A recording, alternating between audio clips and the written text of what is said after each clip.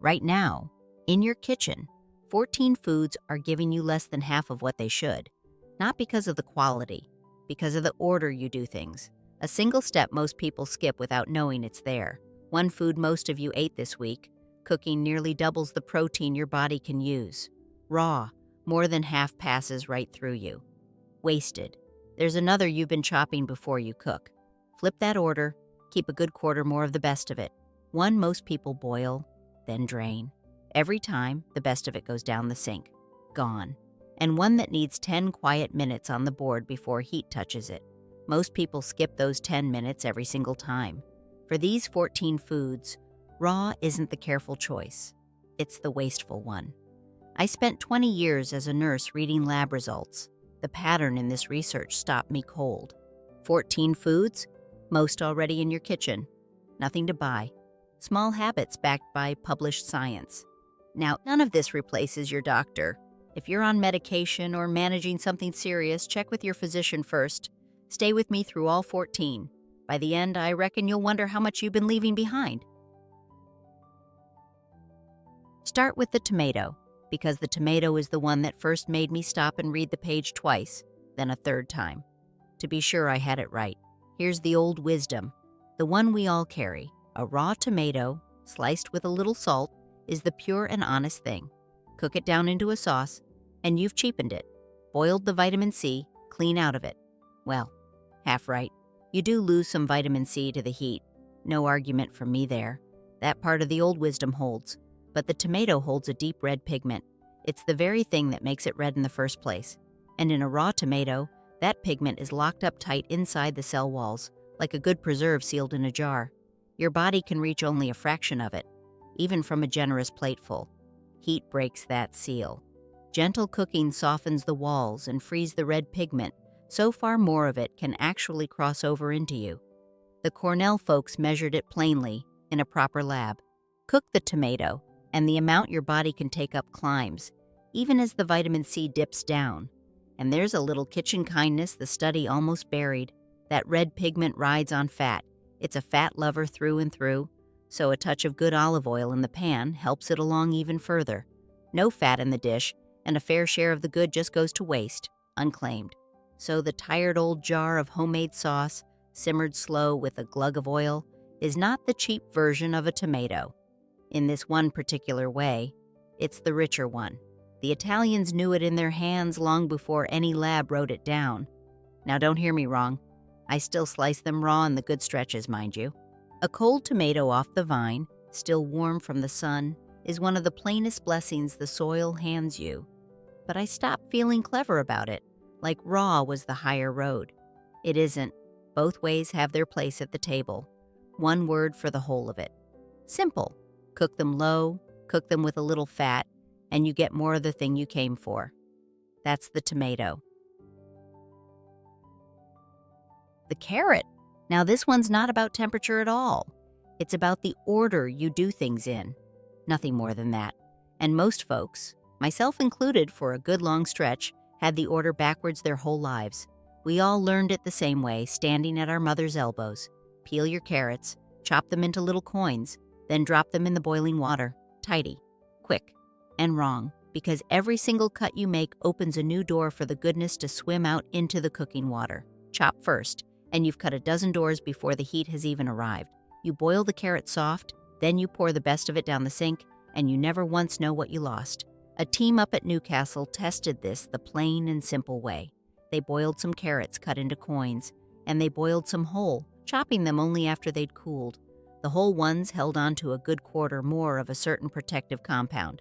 Same carrot, same pot, same water. Just a different order of operations. Now, I'll be honest with you the way I'd want someone honest with me. That particular compound has only been studied closely in animals so far. I won't stand here and oversell it as some proven human cure because it isn't, and you deserve the truth. But the wider lesson holds for the whole carrot, sugars, and minerals and all. And the sugars are the lovely proof of it. Boil a carrot whole, and it even tastes sweeter because those natural sugars stay put in the root instead of bleeding out into the water. Your tongue tells you the goodness stayed home. So here's the whole trick, plain as day. Cook it whole as the good Lord grew it, skin and all if it's a good one, boil it or steam it soft, and take your knife to it only after, at the board or the table. I keep a bigger pot now, just for this. That's the entire cost of it. A bigger pot, and the patience to wait on the knife till the cooking's done. Small change. Real difference. Spinach, the green everyone piles on the plate to feel virtuous about themselves, and the one where raw is quietly working against you the whole time. Here's the piece nobody prints on the smoothie label. Raw spinach carries a natural acid, and that acid is a grabber. It latches onto minerals, calcium and iron especially, and it holds them in a tight little fist, so your gut simply cannot get at them. So you can eat a great big bowl of the raw stuff, proud as you like, and walk away with far less calcium than you'd expect from a vegetable that size. The acid got to it first. That's the part the smoothie recipes tend to leave out. Now here's the fix, and it's almost too plain to believe. Heat, a quick boil, and much of that grabbing acid leaches straight out into the water, and you tip it away down the drain. What's left on your plate finally lets go of the minerals, and your body gets a proper honest share of them at last. Think of it like a burr caught in your dog's coat. Raw, it's tangled right in, gripping tight to everything good. The hot water loosens the grip and washes it clear, and what's left behind is free to be used. So the raw handful in the blender isn't the health move it looks like. Not for the minerals anyway. Wilt it down instead. Boil it a minute or two and drain it well. You end up with a small tidy pile, but a far better deal inside it. And if you've ever had kidney stones, this matters far more than a note in passing. That very same acid is tied up in stone trouble. So if that's you, cooked over raw, and a proper word with your doctor about it besides. That's not me being cautious for the sake of it. That's the real and serious thing. And I'd not forgive myself for leaving it out. The way the creator built this leaf, all the goodness is truly in there, packed tight. We were just eating it in a way that kept the best of it under lock and key. Sweet corn, and this is the one that surprised the researchers the most, because with corn, standard cooking, boiling, roasting, steaming, actually builds certain protective strength up rather than stripping it down. The same Cornell researchers who studied the tomatoes measured sweet corn. Cooked, the overall antioxidant activity climbed by 44%. One protective compound in particular, ferulic acid, went up more than fivefold. That's not a rounding error. That's a different food. What's going on is that the heat frees up a protective compound bound quiet inside the raw kernel. Cook it, and that compound comes loose in a big way, free to do its work. Yes, some vitamin C is lost to the pot along the way, but what's gained is by far the larger prize. Think of it like the wood stove in a cold kitchen. Raw, the good is all in there, stacked and ready, but the damper's shut and the air can't reach it. Cooking opens the damper right up. And suddenly the whole thing catches and draws and gives out its heat. And that protective compound isn't some rare exotic thing either. It's a plain workaday sort found all through the grain world. What the heat does is snap it loose from the bonds that held it fast and free it up to be taken in. Raw, it's there on paper but out of your reach. Cooked, it comes to hand. That's the whole difference, and it's a big one. So the boiled cob dripping with butter, the roasted cob charred a little at the edges over the coals, even the tinned corn simmered slow into a chowder. Not one of those is the lesser cousin of a raw kernel off the cob. In this one strange and lovely way, they are the stronger version. I grew up being told to catch the corn young and quick, to get it in the pot before it lost anything. Turns out the pot was doing us a quiet favor the whole time, and none of us the wiser. The things we get backwards while feeling entirely certain of ourselves. The egg. This is the one I teased you with at the very start, and it's the one that ought to put the raw is pure notion to bed for good. There's a fashion, and it's never quite died out, of the raw egg, cracked into a glass or a drink for strength. You'll have seen it in the old films, and I do understand the romance of it. But the body tells a plainer, less romantic story. Researchers fed people egg protein both ways, raw and cooked, and then measured what actually got taken up. Right down the line, no guessing. Raw, the body took up around half of it, just over half. Cooked, it took up better than 9 parts in every 10. So the raw egg in the glass the old remedy meant to make you strong. Nearly half the protein you swallow just passes on through you, wasted, doing nothing at all.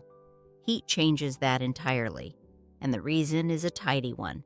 Raw protein is coiled up tight, like a ball of wool the cat's had a good go at, all knotted in on itself. Your gut's little scissors can only snip at the loose ends they can actually reach. Heat loosens that coil, opens it right out flat, and of a sudden every strand is laid bare, there to be cut and taken up. Cooking settles another quiet matter too. Raw egg whites carry a protein that can bind up one of the B vitamins and make it harder to absorb.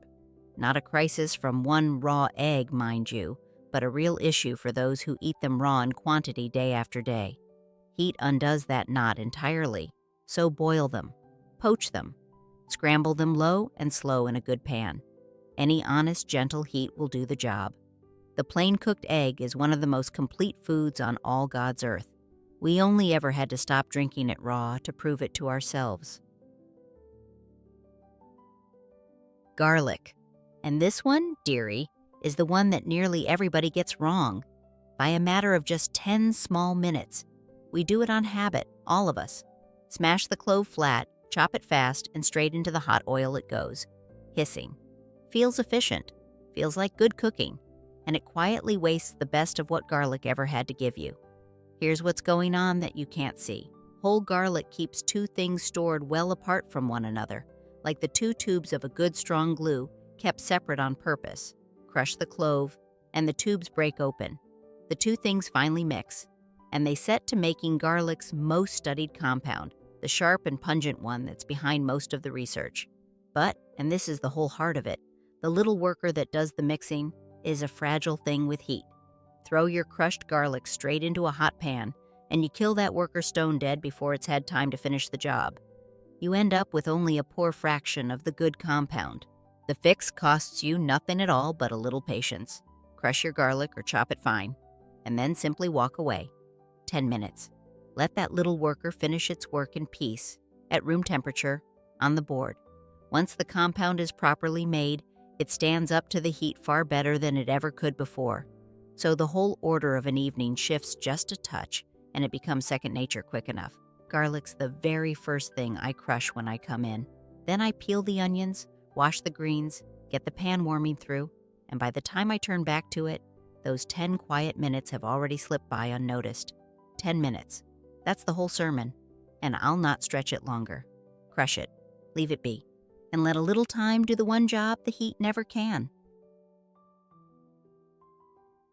Mushrooms. There's a raw mushroom fashion too, sliced thin and scattered over a salad, looking ever so fresh. And with mushrooms, cooking isn't just the better choice. It's plainly the sensible one. For one thing, the raw mushroom is a tough, rubbery little thing to break down. Your gut fairly struggles with the wall of it, and a good deal of the goodness stays locked away inside, never once released to you. Cooking softens that wall right down and hands the contents over. Mushrooms also hold a rare protective compound, one that's caught a great deal of scientific interest, for the curious way the body seems to seek it out and hold on to it. Studies suggest this compound is unusually stable with heat, which means cooking doesn't strip it away the way it does with some vitamins. It stays. But how you cook them matters a great deal. Here's the plain sense of it. Boil a mushroom, and it drinks up the water like a sponge and leaks its goodness straight into the pot, which you'll likely tip away. Far better to give it dry heat, a good hot dry pan, a grill, a roast in the oven. Let it hiss and brown in its own steam. The quick way I do it, near enough every time. Dry pan, good and hot. Mushrooms laid out in a single layer, not piled, and I don't touch them, I don't fuss at them, until they've caught some real color on one side. No crowding the pan now. Crowd it, and they stew in their own water instead of browning, and you're right back to the boiled problem you were trying to dodge. A little history for you, because I do love it. For the longest time, folks assumed a mushroom was mostly water and not much else worth counting. But the closer the science looks, the more it finds tucked away in there. Good protein for a plant food. Minerals. That rare compound I mentioned. It was never empty. We just hadn't the eyes to see it, nor the heat to free it. Raw mushrooms also have tough cell walls, Made of a fibrous material your gut finds genuinely hard to break through. Heat softens that wall right down, opens the whole thing up, and makes the cooked mushroom a good deal easier on you than the raw one. So brown them well, kinder to your body, and 100 times better eating besides. Broccoli. Now here I have to give you both sides honest and square, because broccoli's the one where you truly can cook it wrong. And most folks, bless them, do exactly that. Broccoli makes a well-studied protective compound. But here's the catch. It doesn't keep that compound ready-made on the shelf.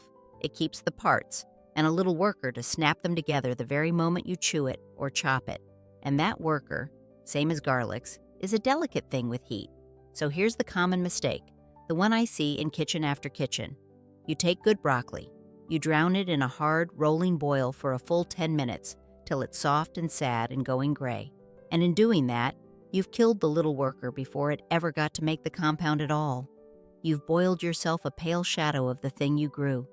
The kinder way is a light and gentle hand, a short steam, just till it turns a bright, living green and still has a bit of honest bite left to it.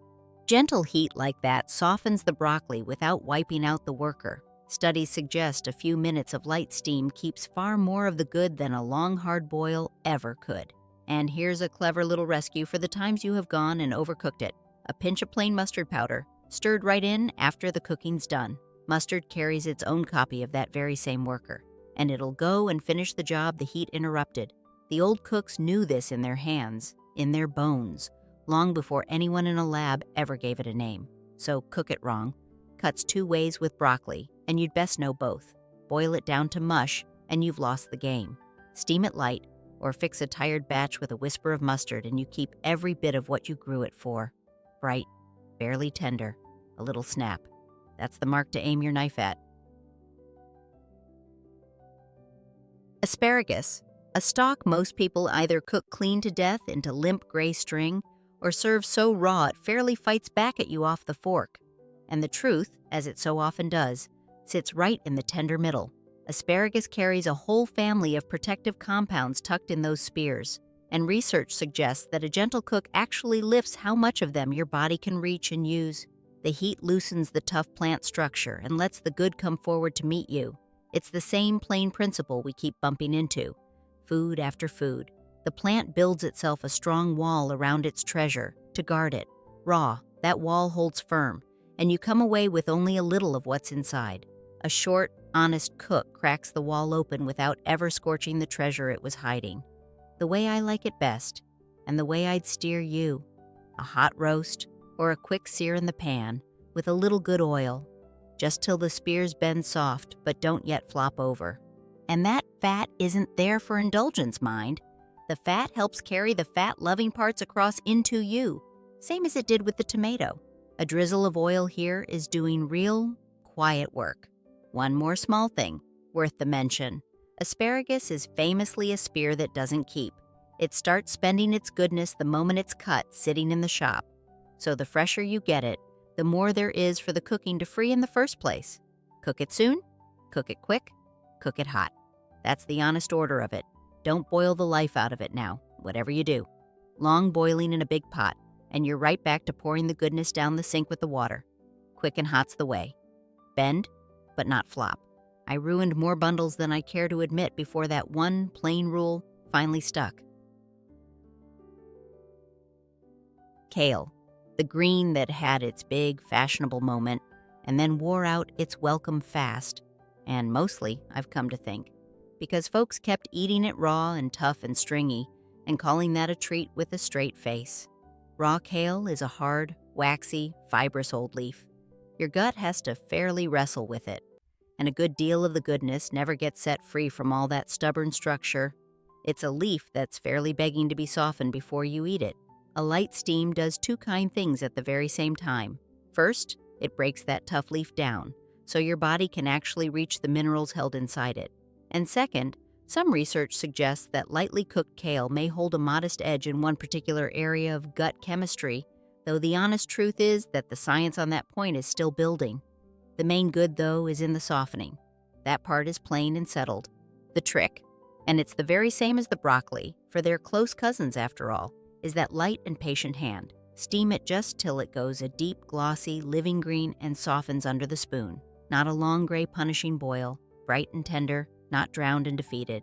And if you simply must have it raw in a salad, then at the least do the old cook's trick with it. Tear it up small, add a little oil and a squeeze of lemon, and rub it firm with your 2 hands for a minute or so.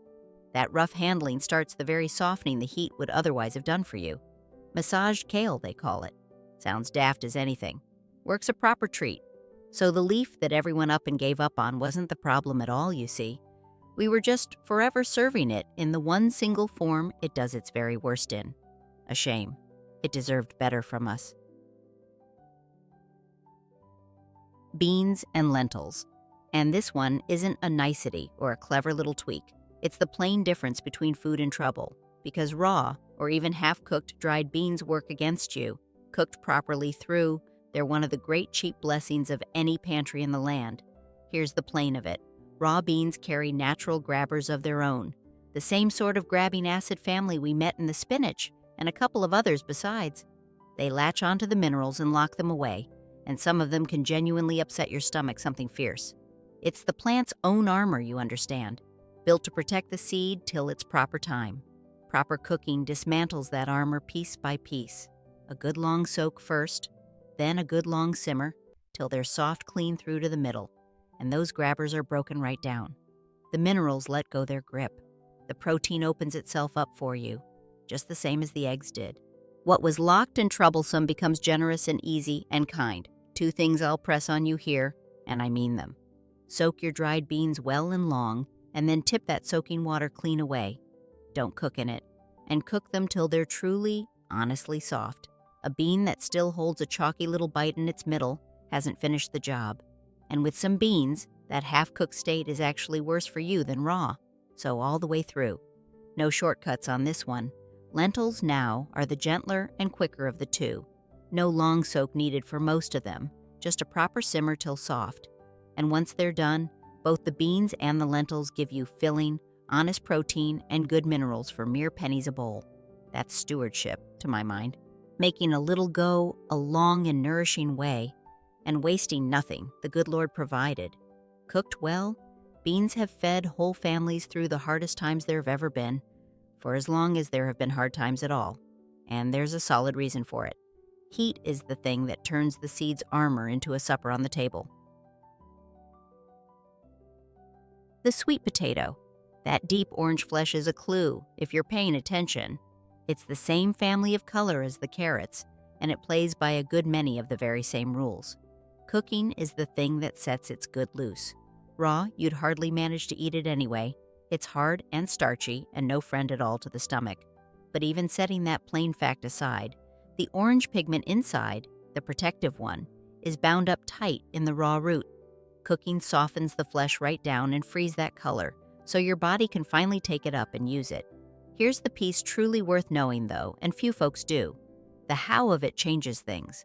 Research on glycemic response, how fast a food raises blood sugar, shows that boiling or steaming tends to be considerably gentler on your blood sugar than a long, dry, high-heat roast. The dry roasting caramelizes the natural sugars, turns them sweet and dark, and that can send your blood sugar climbing faster. The same root, a very different effect inside you, depending on how the heat's applied.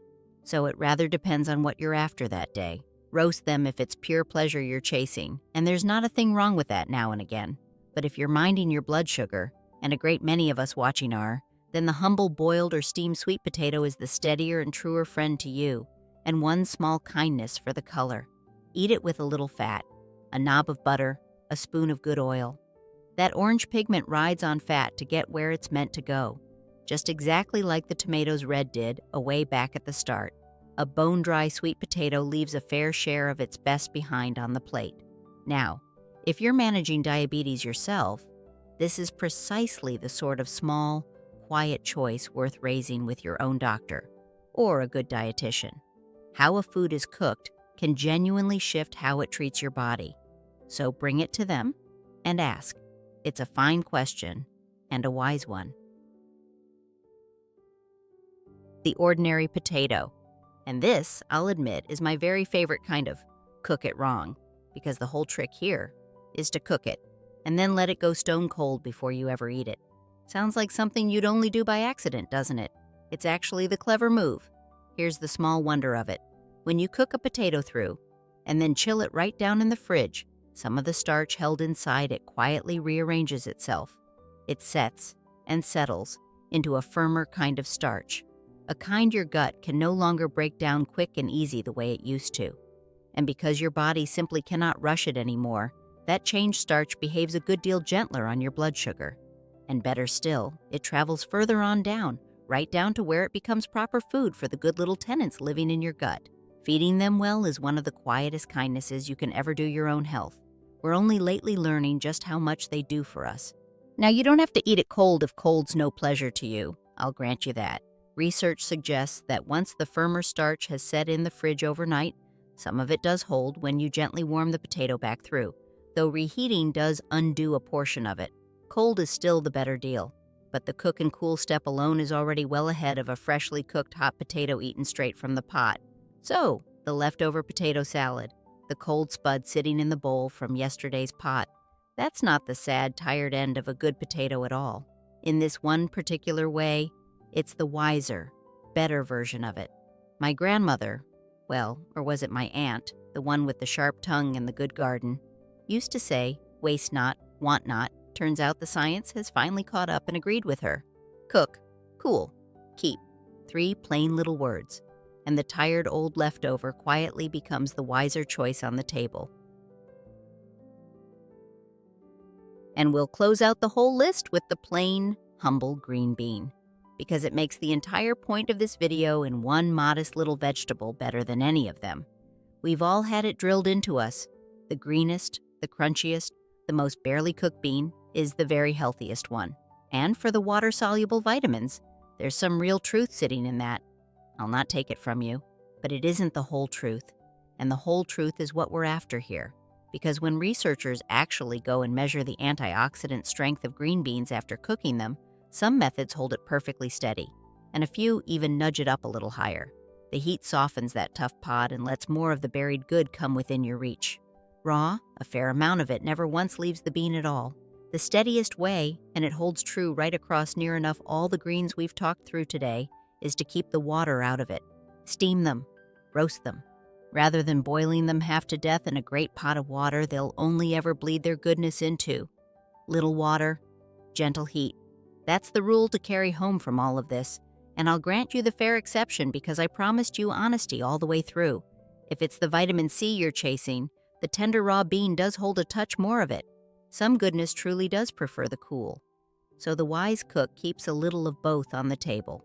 A raw crunch here, a gentle cook there. It was never raw against cooked in a fight. It's knowing which food wants which hand. So there's no shame at all in a properly cooked bean. Tender, not raw, not gray, not drowned.